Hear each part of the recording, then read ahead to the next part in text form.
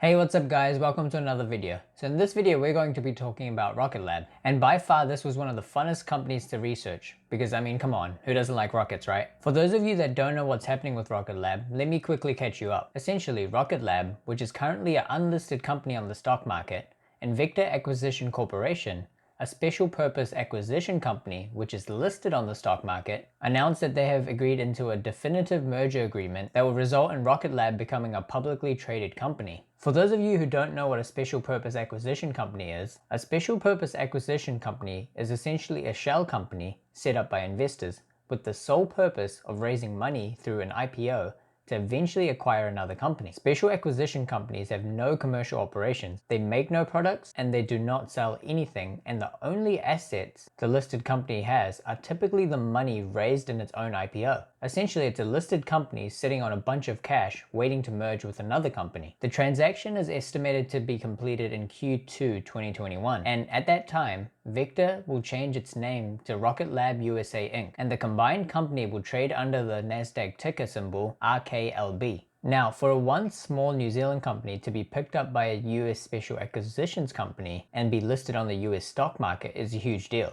This could be the greatest stock to come out of New Zealand since the success story of Zero. Although it is all speculation as it's buying into the potential future that no one knows about yet, the space applications market is forecasted to grow to $1.4 trillion by 2030.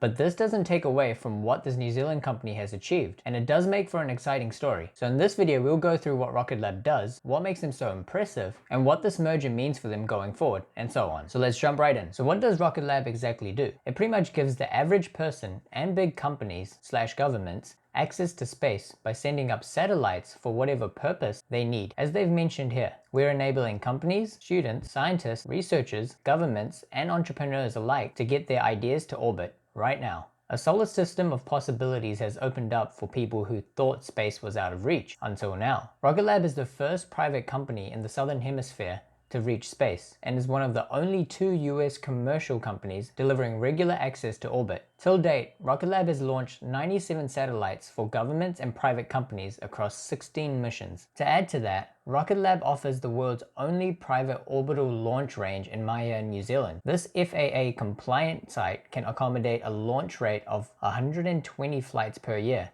and is licensed for a launch to occur every 72 hours, with further construction happening to make concurrent launches possible from this site. They also have a launch site in the US, capable of supporting 12 missions per year. Now, what makes their rockets so impressive?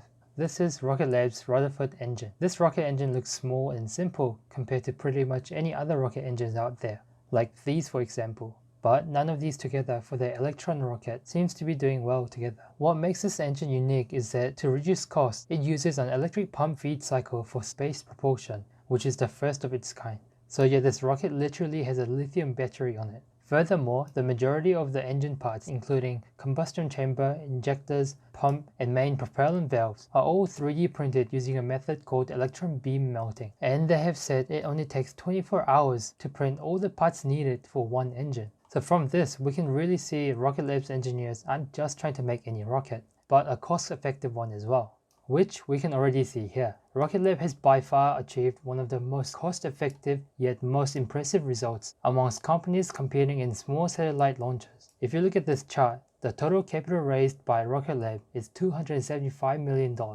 which is kind of at the lower end among these companies. And yet, the only other company who has had a successful orbit launch to date is Virgin Orbit, who has had $1 billion in capital so far, but only managed to have launched one successfully not too long ago. If we dig a little deeper here, according to this Forbes article, Virgin One's Launcher 1 project costed them a whopping $700 million. The reason why here I'm showing this Twitter post instead of the actual article is because here, the CEO of Rocket Lab, Peter Beck, replied to this tweet saying, "Yeah, it took us $100 million to get to orbit, and I believe that was too much." So clearly here, Rocket Lab is utilizing their capital much better than Virgin Orbit by a significant margin. Okay, and here for those of you who might be thinking, maybe Launcher 1 costs far more because it is bigger than Electron, and it is possibly more cost effective to launch in future. Here's the comparison. So, Launcher 1 is bigger than Electron, but not by much. Launcher 1 is able to send a 300 kg payload to 500 km sun-synchronous orbit with a single launch cost of $12 million.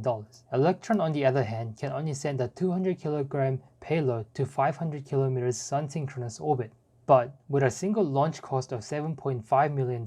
So, if we proportionally calculate this, Launcher 1 costs $40,000 per kilogram, while Electron costs $37,500 per kilogram for 500 km sun-synchronous orbit. So again here, Rocket Lab wins the cost effectiveness. Now, with the merger, Rocket Lab will raise about $787 million through the SPAC and PIPE deal. And they've mentioned that this transaction will provide capital to fund development of reusable neutron launch vehicle with an 8-ton payload lift capacity tailored to mega constellations, deep space missions, and human spaceflight, and also fund organic and inorganic growth in the space systems market and support expansion into space applications, enabling Rocket Lab to deliver data and services from space. But the key here is the Neutron Rocket development, which can carry a 8,000 payload, which is 26 times that of Electron's capacity, and Neutron enables human spaceflight capability and, according to the specifications, 1,500 kg payload to Venus, and the best bit, the rocket can be used again and again. This is a speculation at this point, but the first launch is planned to be from 2024. So after this merger is successfully done, Rocket Lab will have a fully diluted pro forma enterprise value of $4.1 billion, which means if you buy this Vector Acquisition Corp stock at $10 when the merger is successful, you are essentially buying Rocket Lab at an enterprise value of $4.1 billion, which in comparison, SpaceX is $74 billion. So here is the historical and projected revenue forecasts for Rocket Lab. Now please take all of these projections with a grain of salt, because these seem very optimistic projections to make it seem good to the investors. But this is what they have provided, so this is what we will talk about. So they already are a revenue generating company,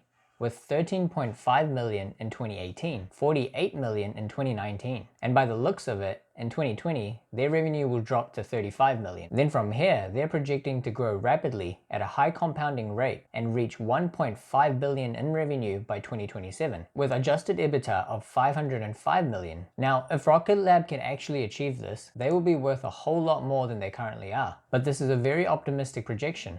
So this is definitely one speculative stock, where no one knows its full potential of how it could possibly turn out. It could literally pan out to be nothing, or it could literally go to the moon. But the question here is, are you willing to bet on the potential future?